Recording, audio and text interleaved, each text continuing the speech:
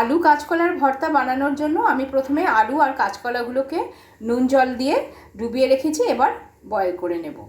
এবার আমি একটা প্যানে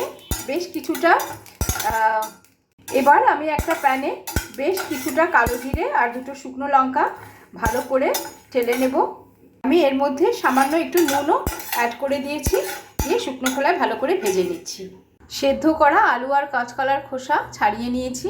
আলু আর কাঁচকলা আমার চটকানো হয়ে গেছে। এবার একে একে নুন আর কালো জিরে আর শুকনো লঙ্কা গুঁড়ো করে রেখেছিলাম, তার থেকে বেশ খানিকটা দিয়ে দেবো।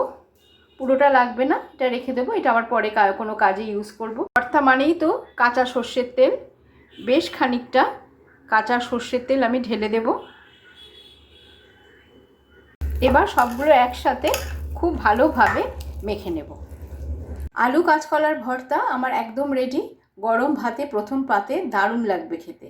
আর যদি নিরামিষের দিনে এই রেসিপিটা খুব ভালো, একদম জমে যাবে। চলো টাটা, দেখা হবে আবার নেক্সট কোনো ব্লগে।